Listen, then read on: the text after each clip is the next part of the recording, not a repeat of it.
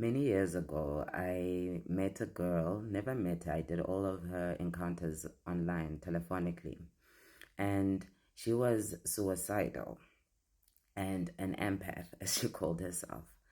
And so, as it turned out, it wasn't her who was suicidal, but someone who was living with her. And there's a lot of talk about being an empath, and everyone wears it as a badge of honor. But all being an empath is just some people have a more heightened awareness of our interconnectedness, the idea that you are me and I am you. And so it's a lot stronger in some people, but everyone has that energy.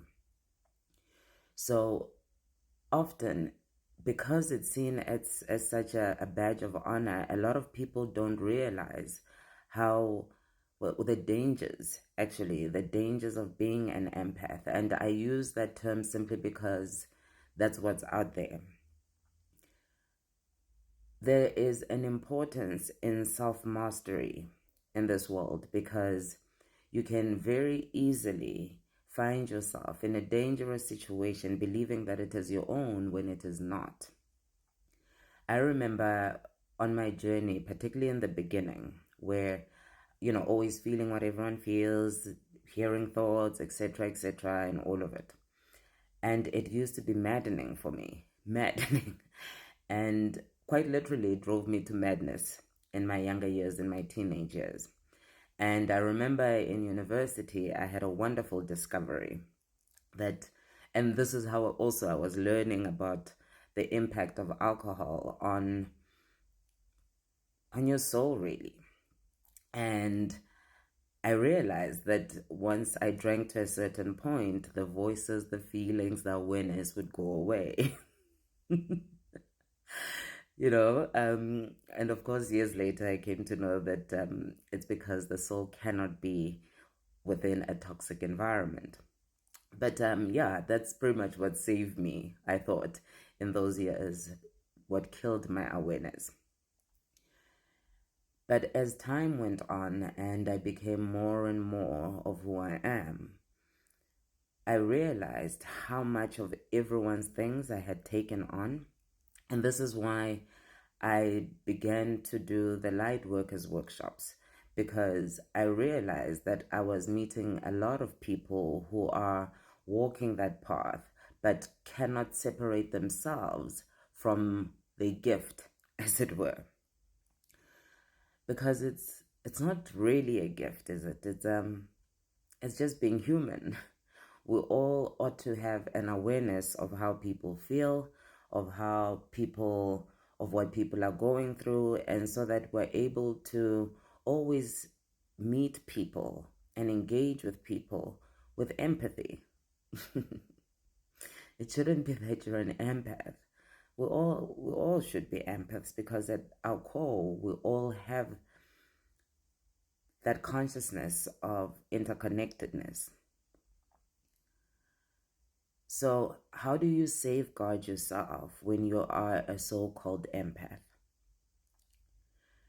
Every morning, pay attention to how you feel. And not just the mornings, but have an overall idea of where you are emotionally, where you are spiritually, where you are all the leads, you know. Because then it is very easy to then pick up and say, no, this feeling is not my own.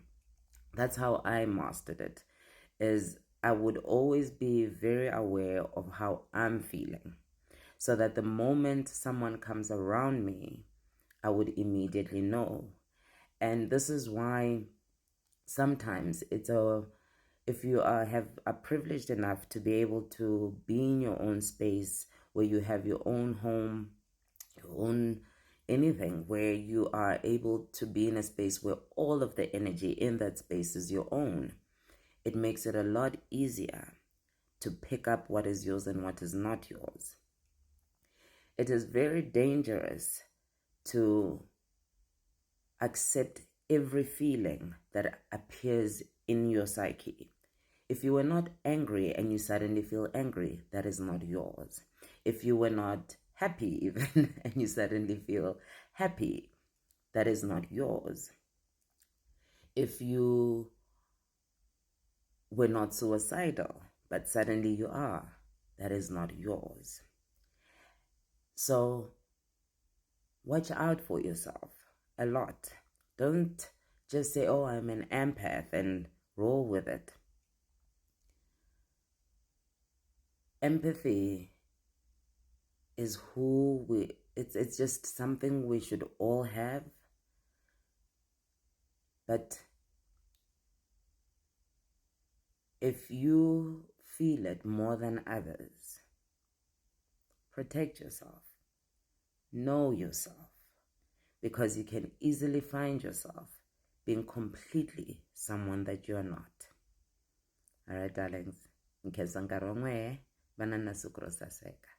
I'm thankful for your time. Have a beautiful day. I love you all.